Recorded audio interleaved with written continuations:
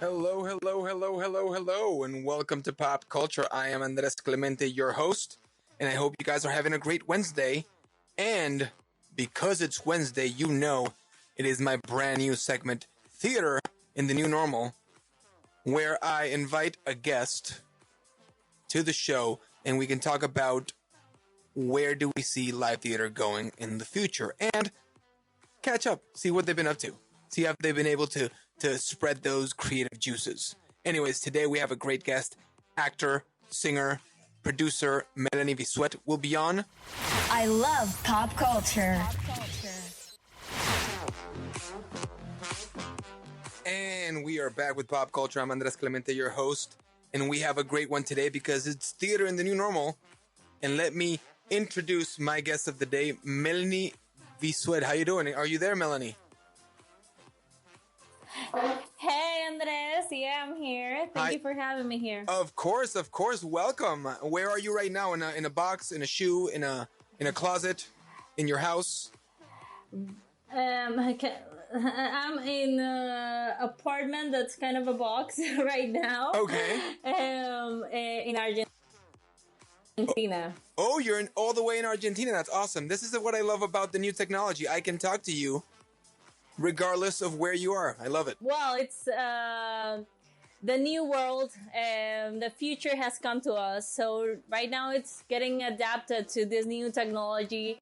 And it's awesome that we can also get in contact with people from all the world and do collaborations with everyone right now. Yeah. How have you been during quarantine? What have you been locked up for the 4 months? Have you been able to leave Argentina somewhere? Sadly, no, I haven't lived Argentina.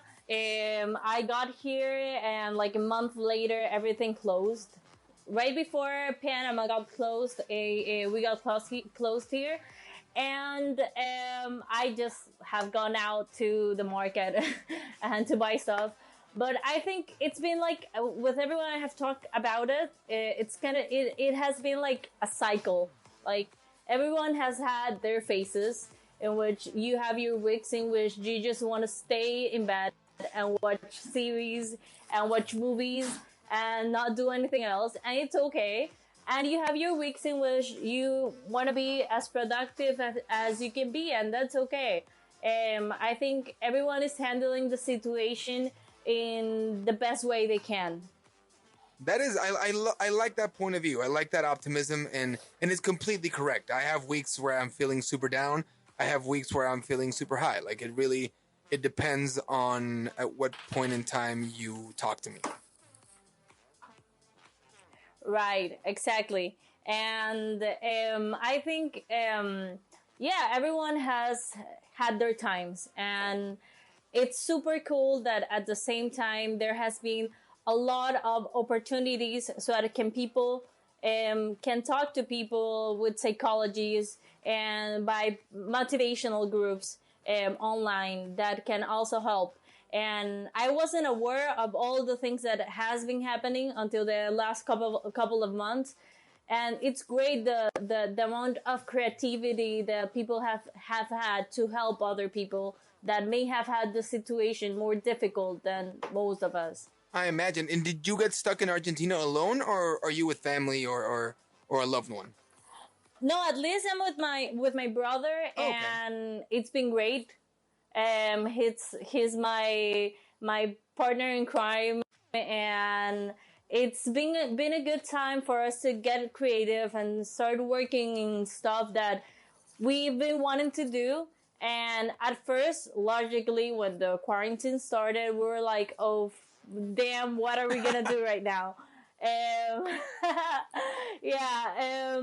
So during the first couple of weeks, we were like trying to figure out what to do. But now I think we're in the phase that we are like super productive. Right now we are filming a mini series in the apartment, and it's super interesting because we have a lot of limitations, but at the same time it helps us to get more creative about it. I agree. Have you learned something about yourself that you did not know before now that you're quarantined? Well, I have for the first time had vacations like in 2 years. That's something great. Because I have had like an entire year of productions with the place I had in Panama and some other cinematography work I had. And so for the first time in a couple of years, I had my time to get rest and sleep a while and enjoy myself watching series, watching movies, and also something really great that I started doing is that I started composing, thing I was always afraid to do. I always saw myself like a really bad writer, and I was really afraid of getting to my instrument and start working. And I started doing it, and I think I'm not that bad as I thought I was. There you go. What's your instrument of choice? The guitar, the piano, the drums, the clarinet? Well, my voice and the guitar and the violin. Oh, awesome. The violin. That's great. Yeah. I studied violin a couple of years ago, and I left it aside, and I have been planning to get to it once again for a couple of years, but I hadn't had the discipline to do it. So that's something else I've taken into account during the quarantine. And guitar, that has always been an instrument I've wanted to learn. It has helped me to be locked down and push myself to work on it. There you go. And do you prefer the classic violin, or are you rocking out with some electric violin styles? I have always preferred the classic, but I would like to learn a little more of the modern style, the electric style. Nice. Melanie, tell me a little bit about right before the quarantine or the pandemic, you were in a play called Que Arranque el Rock. That got canceled, I'm assuming. How far along was that show? And have you guys thought about postponing it? Was it canceled? What's the update with that show? Well, Que Arranque el Rock was last year. We did presented it. I think you're talking about the one I was doing with Levis, Desaparecer. Yeah, that's something similar. Yeah. No worries. But I think for all of us, all the artists, it's been kind of frustrating having to deal with all these plans we had and got canceled. But at the same time, I maybe you're gonna say I'm too positive about everything, but I think that's what helps me go through all of it and say, well, maybe this wasn't the year for it. And ironically, since 2020 started, I've been feeling like this year has been kind of weird. When I was with Mama Está Más Chiquita, when Mama Está Más Chiquita, the second season was right before I came here to Argentina. And the year started really weird, and I was getting my mind on like, okay, if things keep going this way, maybe I'm gonna need a time off and figure things out. And ironically, this happened, and I think it had helped me to work on those things I have wanted to do and take my time on focusing on my crafting, on learning more stuff. And I think that's great. And maybe it's going to be a little hard to get back on our feet to all of us. But I think we're going to do it because the theater community in Panama, it's working really hard to get through all of this. I was going to ask you a little bit about that. Really great. I was going to ask you a little bit about that because you were part of the campaign, Protejamos las Artes campaign on social media, and you guys spoke with the Ministerio de Cultura. Right. Do you know how involved were you with that, and did you know the outcomes of the meeting with Ministerio de Cultura? Is there a possibility that theaters may go down in blocks. What do you know about it?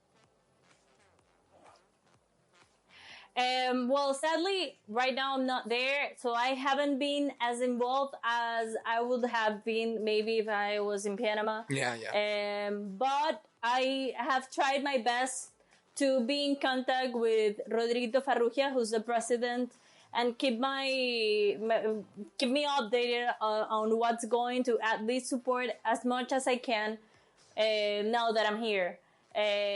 When they started the campaign, that's the first thing I did. I talked to him and told him I will be more than glad to help you with the campaign. And then, well, I did my support through media.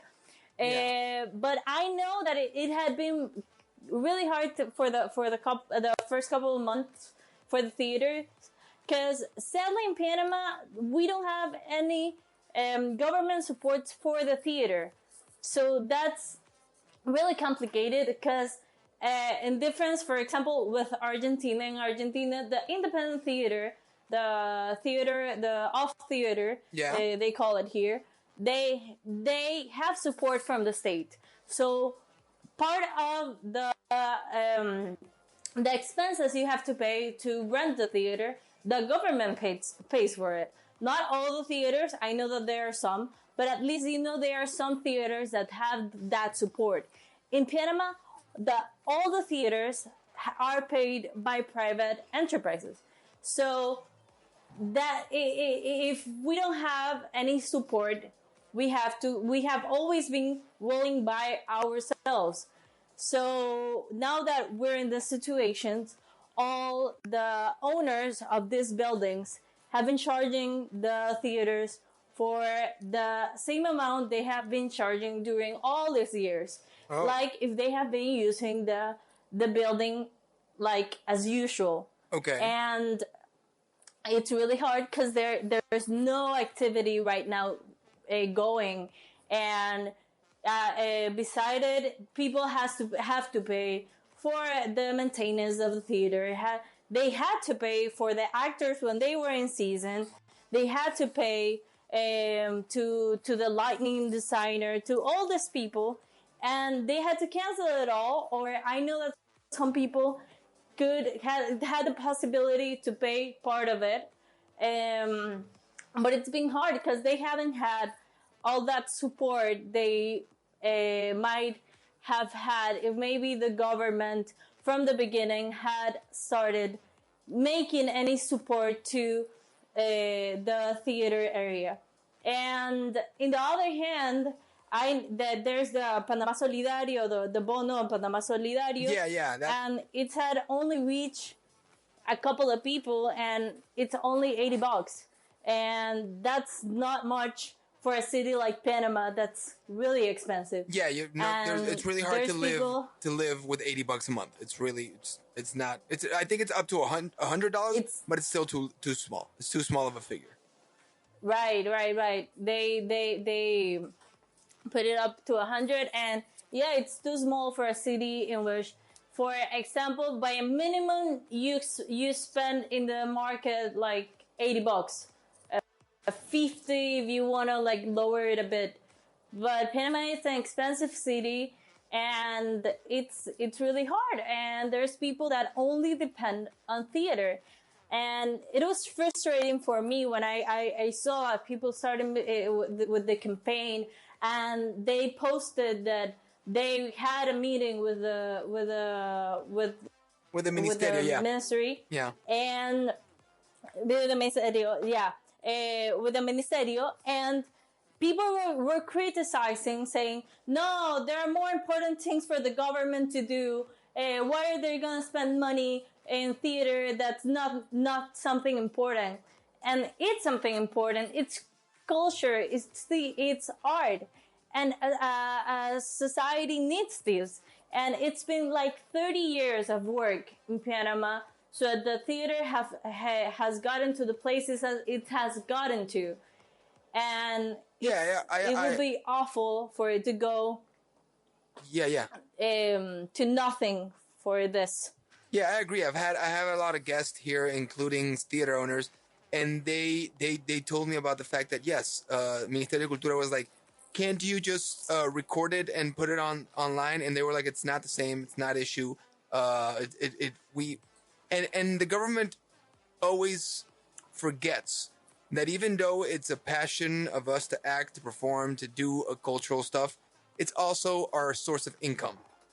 It's also our job. Right. So as much as a person working in construction needs the money, a person that performs in a theater needs the money. So it's not just about culture, which, by the way, I think it would help the very tense environment it's living in Panama right now with the quarantine going so long. So yeah, I think the government should move up the theater, move up levels of importance or priority. I think it's something they should take into account. So I agree with you. Yeah. Yeah, and I have been in contact with, in the couple of years, with the people of theater and movies, the cinematography. And something that I have seen a lot, and what they usually talk about, the people of theater, is that in difference to other artistic departments, theater has never had that support. In example, the cinematography industry, they have oh my god, I forgot the name. They give a prize annually so that people can film stuff. Oh my god, I forgot the name.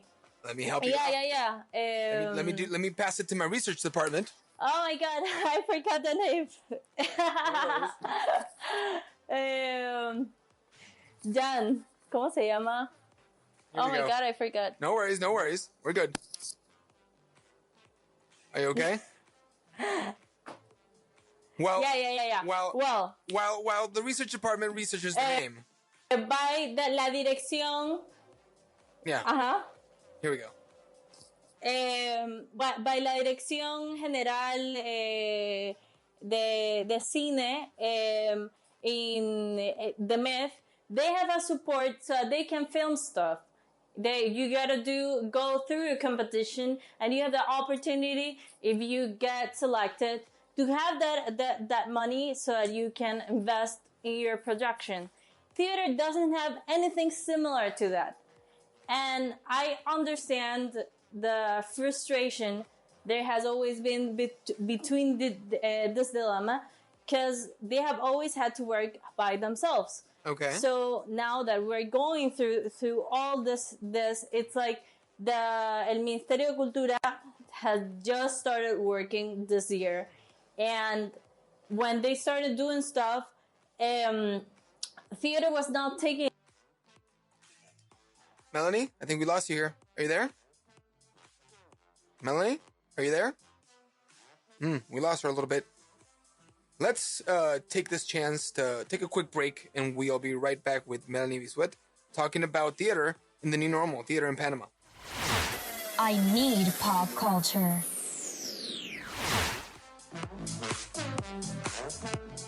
And we are back with Pop Culture. I'm Andres Clemente, your host. And hopefully, I'm back with Melanie all the way from Argentina. She's watching soccer while she talks to me. Let's see. Melanie, are you there? Hey. Here we go. We're back. Listen, I was buying time. Yeah, I'm here. Oh, sorry. my God. I was buying that time. I was just ranting away. How you doing? Thank God you're back. I was getting nervous. I was getting nervous. Good. I was pressing buttons. Me too. I was pressing buttons, trying to make it work. Anyways, we were talking about something with the signal here, but I fixed it up. Ain't no worries. Yeah, I was talking about all this Ministerio de Cultura, and how sadly at first theater was not taken into account, but thankfully after the campaign the Panama Theater Association did, they had a meeting. And right now, if I'm not wrong, they're negotiating the thing of the payment to the building owners and all that. So hopefully we can go through this sad situation better. And yeah, it's difficult everywhere, not just in Panama. So it's kind of really difficult to say which is the right move to do, because in many other countries they're also figuring out how to go through all the situation, because it's something no one expected. I agree. It's and here's the thing. What theater people and what theaters are asking is to remember to consider us as an industry. Don't consider theater as a luxury, like, oh, it's just a hobby. No.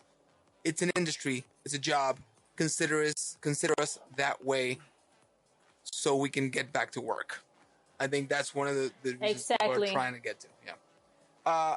Melanie, I think that's the best way to say it. Yes. Let's go a little bit positive here. Let's go a little bit positive, because I want to know about you were talking about you are filming right now a series in your apartment with your brother, and you've been talking a lot about about cinematography. Are you right. a cinematographer? Like, that's what you love to do the most? I don't know if it's the thing I love the most. Is it's like having two boyfriends. I don't know. It's theater. I didn't know that was an option. Interesting. Well, in this new world where there's the polygamia in some people, I don't know. Hey, we're not judging. I think that's the best. We're not judging. You're all good. Hey, I'm not that way, but I'm just saying. It's all good. We support everybody here. Anyways, so tell us a little bit about your cinematography. Right. Right now, well, I started doing cinematography the last 4 years, mostly because my brother incentivized that new area for me. Okay. When we were kids, actually we had a small cinematography production, and we did a movie when we were really little. We were 13 years old, 15, and we did it with high school friends. And it was a movie called El Caballero Blanco, and we presented it in Cinepolis, actually. Nice. And it was really fun, because it was this couple of kids doing movies, and it was a new adventure we had. And we left it there for a while, because after that movie, we did a couple of short films. But we kind of grew up, we started taking other paths. And now, mainly my brother, who actually studied cinematography. Okay. That's why he's here in Argentina. We've been talking about making some films, some short films, and now that I'm here, that was one of the plans we had. We were gonna make a short film that we already had the story, but sadly, with all the situation of the quarantine, we had to postpone it, because it was a short film that was done in an exterior area, and complicated. Right now we don't have those elements, so that's why we decided to do something in the limitations we have right now.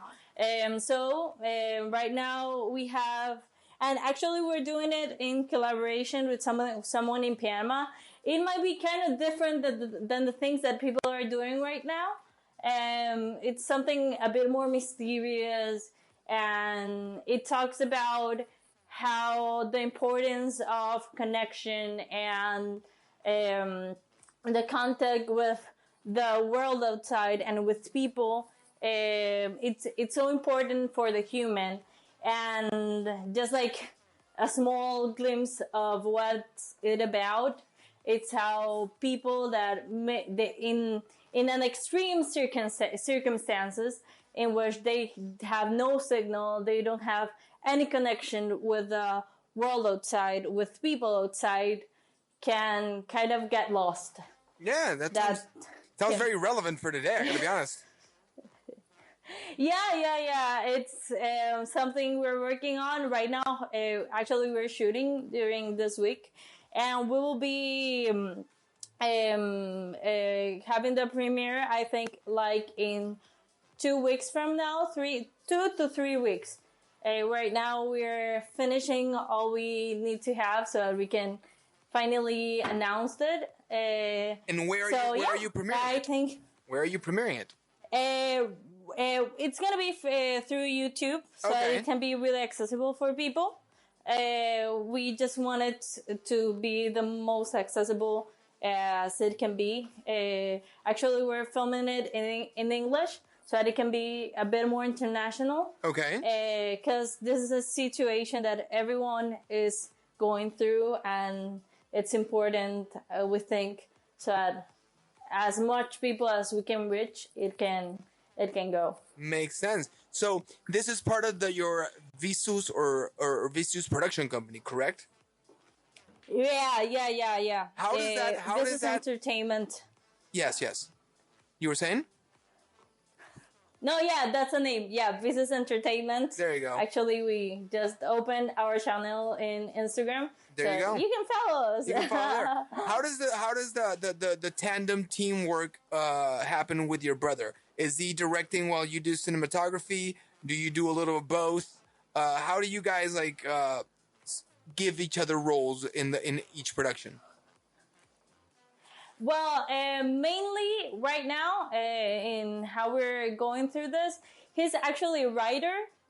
He published his first book last year, Nombres en el Silencio, Okay. which actually is an Hombre de la Mancha. If any of you want, well, right now you can't go, but you can also find it in Amazon. There you go. I think that's easier right now. That's easier right now. He's a writer. He has always been a writer. And actually, with the stories we're working on, it's mostly we both like brainstorm ideas. We both work together to figure out what we want in the story, and he is the one who puts it in the script mainly. Okay. And when it comes down to filming? And when it comes down to filming, usually I do all the art, the aesthetic, the blocking. Trying to find the blocking. It's mostly him. He's the director. Okay. And in this one we're switching roles because we are both having a part in the story. So it's like.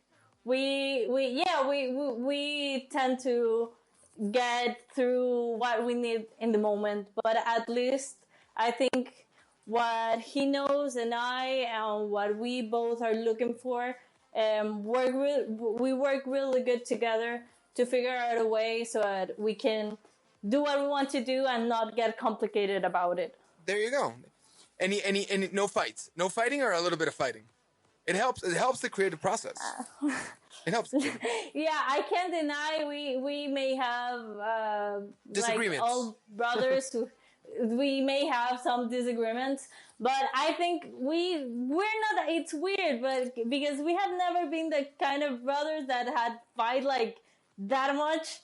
It's weird because when I was working my character in my Mama Sama Chiquita, we had a fight scene. And Levis, which was the director, he was telling me like, okay, you haven't had those type of fights with Jean Paul? And I was like, no, I've never. So we fight, but it's like stupid fights. We fight like for 5 minutes and we're cool at the next second. You guys are close together in age, right? Yeah, he's 25, I'm 23. Yeah. That's super weird that you guys haven't fought a lot. I gotta be honest. Like, it normally goes... Yeah, I know. People usually say that. Yeah, it's weird. And but good. People that know us, they're like... Yeah. And it's good because I know of many friends who have had a lot of difficulties with their brothers in quarantine because they are with them and they have to spend 24/7 hours with them.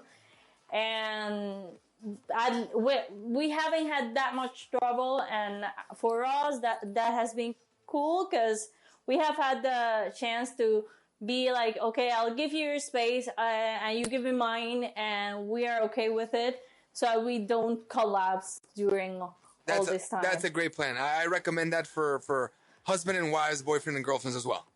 Take your own space. Yeah, it's a time to sometimes. Yeah, you need your own yeah. space. Anyways, talking a little bit about your brother. Exactly. Talking a little bit about your brother. Last time you were here on the show, you mentioned the fact that you guys are huge Star Wars fans, correct? Oh, yes. Yes. And I was wondering if you guys had a chance to watch The Mandalorian. He watched it, and I haven't had the opportunity to watch it. Okay. I'm a bad fan right now. I know I'm the worst. You're being judged but by I a have lot it of in people my right list. now. Yeah, I know, and I have my expectations so high, and because everyone has told me it's amazing, but I have had a lot of series in my list. People that know me, I'm a geek of series. I'm the type of person that I close myself in my laptop or in the TV just to watch 2 days full the series. How long? I'm not that. How long is your list right now? Of series to watch. It's not that long. It's not that long because I have finished a lot of them. Okay. I think that the next one I have in list is Mandalorian. Oh, there you go.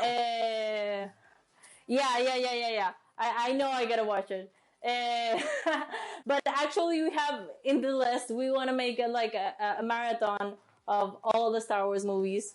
And actually, he made it. He made a film. He made a cut of the film with the animated series Star Wars Clones War. Nice. I want to watch it with that one so we can know there you go. What's going on the whole story, in the whole world. The whole story. Yeah.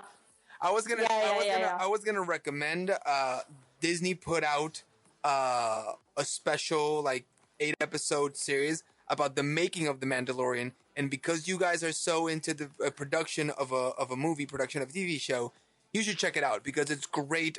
They really go in deep and how they cast it, how they made it, etc., etc. It's really cool to watch, and it adds so much value to the show. So I really recommend you guys, after you finally watch The Mandalorian a year after it premiered, check out this. Okay. It's called Disney Gallery The Mandalorian. It's really worth it. I really recommend. Okay, I'm gonna watch it. I promise. Put it on your list. Have you watched Dark? I have not. So you got me on that. I have started watch it, but it's been difficult because I normally fall asleep early in my life. Oh, okay. Yes. It's a series you gotta watch. Yeah, typically in the day, so you don't get confused. Is it scary? But for me, right now, is it scary? I don't find it scary. Okay. It's not in my. It's not my favorite.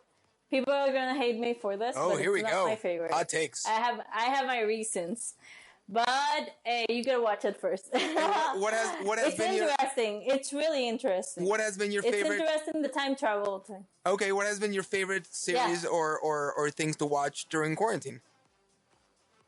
Mr. Robot. It's at first. Interesting. Mr. Robot has been amazing. It's one of the best things I have watched in the last couple of years. I know it's kind of hard to get at first, but it's the kind of series you watch and you say, oh my God, this writer knows what he's doing. Because everything is connected in the story and it's so great. Things that you didn't find important at first in the first episode.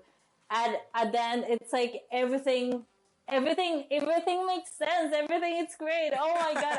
I finished the series. I was like, I gotta watch this again.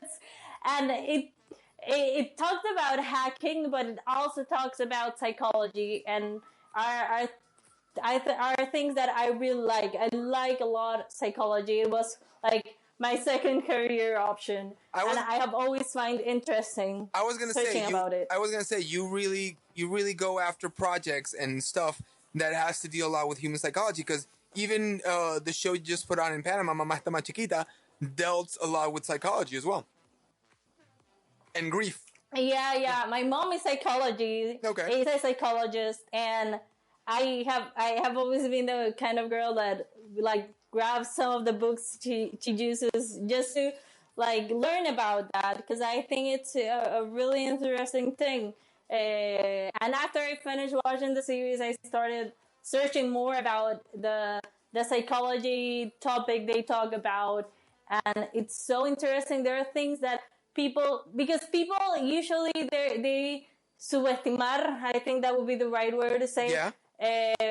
When people approach to psychologists to go to therapy, and there can be people with conditions, but there are a lot Yes. of other things that are going around that people don't know about, and I think it's really interesting. I completely agree. I have to say, have you found any guilty pleasure shows during quarantine? Something that's not so popular, but you're like, I love this to turn off my brain and just enjoy. Well, it's a guilty pleasure, but it's not something. Well, yeah, I can say that one is a guilty pleasure. Betty La Fea. There you go. Yeah, I think it qualifies. I think it qualifies. I loved it. It's kind of a sitcom. It is a little bit. Yeah. I actually watched it with my brother. I was like, "Oh my god, this is a sitcom," and I laughed like crazy. I remember I watched it when I was little with my mom, but it was not like I watched it. It was like, oh, I saw some scenes and I wanted to sleep, but I was not paying attention on the whole story. And it's really funny because it's kind of a different way in which the typical telenovela is told. And yeah, it's something else I think I would watch again, and I enjoyed it a lot. Well, they've made 1,000 like remakes and versions and stuff of Betty La Fea. It's become a franchise right now. Like, it's amazing what a but little nothing Colombian... like the original one. Yeah, I agree. And now it's on Netflix for you to enjoy. Exactly. And the other one in my list, my other guilty pleasure has been Sex and the City. Okay, have you? Yeah. Do you remember that, or are you just watching it for the first time? I watched it for the first time. It was something I never expected to watch, because I usually like prefer to have like a sitcom to watch when I am eating or something to get distracted. And I was like going through HBO and I saw it. And I was like, okay, I can watch this. It's just 30-minute series, so it's not as good as Betty. Okay, but it's okay.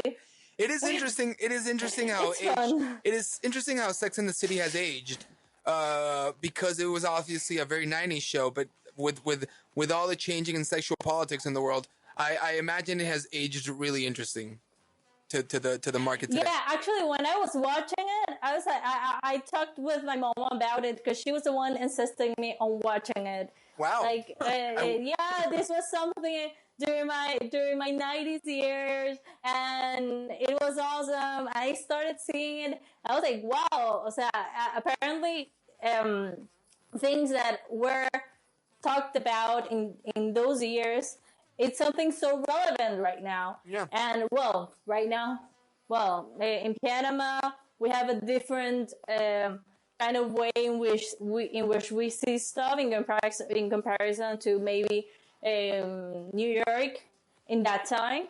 But I don't know.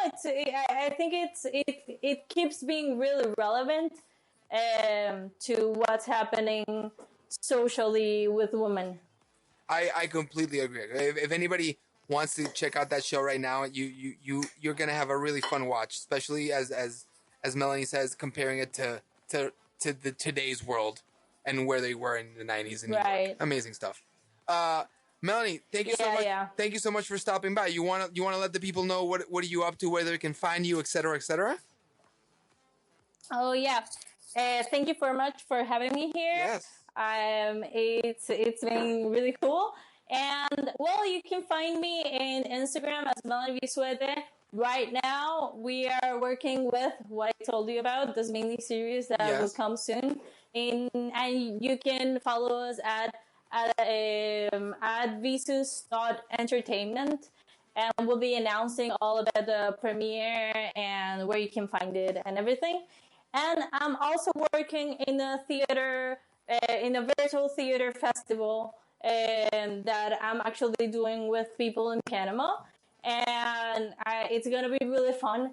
It's gonna be like 3 plays. We're gonna have the chance to have an entire day so that people can watch it at any time they want, on whichever play you want to see, or if you want to watch all of them. Cool. And also, I am sorry. Oh, we lost her right at the end. Melanie, are you there? We're losing you a little bit. We're losing you a little. I can barely hear you. Let me go to a quick song, and we'll be right back so you can let the people know about your projects. I love pop culture. And we are back with Pop Culture. I'm Andres Clemente, your host, and hopefully Melanie is here with us. Melanie, are you there? Yeah. There you go. I'm sorry, this mean computer disconnected you. Where you were saying your goodbyes. Oh my god. This technology. Oh, yes. What can we do? Oh, no worries. So you were saying about your projects, yes. Yeah. I'm working with this film festival that we're doing with 3 theater people in Panama: Mercedes Gintoli, Aníbal Espinosa, Levis, myself, and my brother, who is also writing one of the stories. Okay. And we are going to do it in a month. So I'll be announcing that soon. And it's something interesting because we're going to go through the teatro virtual new methodology that people is using. The new wave. And the new wave, and getting into that wave, which I think it's something fun, something new, something that gets people distracted during these days, that it's something people need. Yeah, and Hamilton showed it's profitable as well.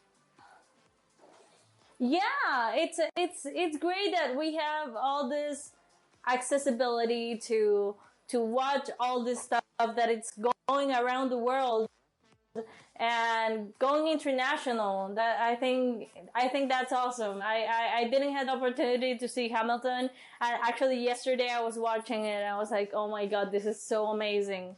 And there has been other plays I have had the opportunity to see in my computer. It's not the same. I can't deny it. It's not the same, but at least it's something. It's something we can work on in these times, and I'm so thankful that all these theaters have given us the opportunity to see all these amazing plays that had been going on in these different cities, because not only in US but in Argentina and in other parts of all the world, they're giving us a chance to see theater performances.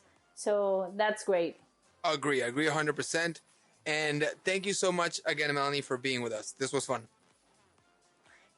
Thank you so much. Hope you have a great day. Likewise. Say hi to your brother and good luck with your TV show. Let me know and send me the link so we can check it out. Okay, thank you. Bye-bye, Melanie. Take care. Bye-bye. That was Melanie Vizuete, actor, singer, producer, cinematographer, so many titles. She is amazing, all the way from Argentina. And look for her on YouTube and on Instagram to check out the new series he's going to put up. It sounds really interesting. I'm looking forward to it. Anyways, guys, this will come an end to the show. Thank you so much for Gustavo for writing us. He wrote me with at least 10 new news items I got to check out. A lot of them are really interesting, Gustavo. I'm going to check those out, and I will talk about them here on the show. Thank you, as always, for listening in, my friend. On Friday, tomorrow, remember, guys, I do not have a show for now. Thursdays, I have no show for now. But on Friday, I have a really interesting conversation with a man who is researching the economics and marketing of solo traveling, meaning no family, no spouse, no couple, just solo traveling. And they're taking this research and going all the way to Scotland and speaking with distilleries and scotch companies so they can prepare more plans that are for solo travelers. Amazing stuff. Really interesting topic. So he will be here on Friday. His name is Roger Sabata. Yes, it's going to be interesting. So stay tuned for this on Friday. Oh, and there you go. Gustavo just sent me a pic of his free Papa John's pizza, man. That's awesome. Oh, that looks delicious, man. Anyways, take care, guys. As always, follow me on Instagram at @AndresClemente_. If you missed this interview, go to the Grada Radio YouTube channel. You can check it out right there. And also, I started my own podcast. So check out for Pop Culture with Andres Clemente on Apple Podcasts, Spotify, Google Podcasts, whatever platform you use for podcasting. A lot of my shows are up there. So, guys, thank you so much. Take care. Have a great day.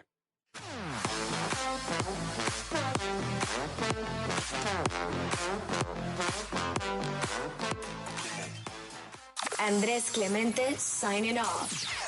Tune in to Pop Culture from Monday to Friday at noon. We'll be back.